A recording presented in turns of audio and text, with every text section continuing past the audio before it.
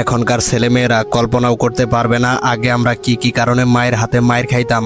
মায়ের হাতে মায়ের খাবার পরে কাঁদলেই আবার মায়ের খাইতাম, মায়ের খাবার পরে না কাঁদলেও মায়ের খাইতাম, না মারা সত্ত্বেও কান্নাকাটি করলেই মায়ের খাইতাম, খেলা নিয়ে বেশি মেতে থাকলে মায়ের খাইতাম, খেলতে গিয়ে কারো হাতে মায়ের খেয়ে আসলে আবার মায়ের খাইতাম, খেলতে গিয়ে কাউকে মেরে আসলেও মায়ের খাইতাম, বড়দের কথায় তেরা উত্তর দিলে মায়ের খাইতাম, অনেকদিন মায়ের না খেয়ে থাকলেও প্রচুর মায়ের খাইতাম।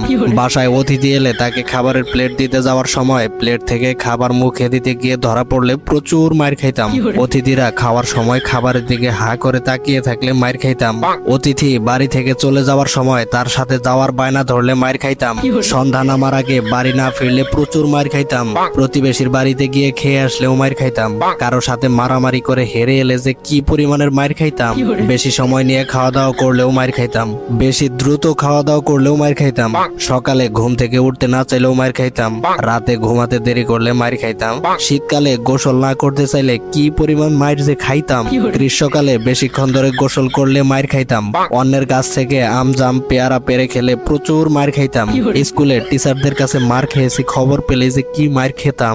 পরীক্ষার আগে টিভি দেখলেই মায়ের, হোঁচট খেয়ে পড়ে গেলে উঠিয়ে আবার মারা হতো। কারো বাসায় বেড়াতে গিয়ে নিজের বাসা মনে করে লন্ডভন্ড করলে মায়ের খেতাম। পাশের বাসার অন্য কেউ পরীক্ষায় বেশি নাম্বার পেলে মায়ের খাইতাম আমি।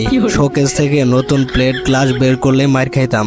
পুকুরে ডুবাতে ডুবাতে চোখ লাল করে ফেললে মায়ের খাইতাম। প্রচুর মায়ের খাইতাম। আমার মতো এমন মায়ের খাওয়া পাবলিক কে কে আছেন?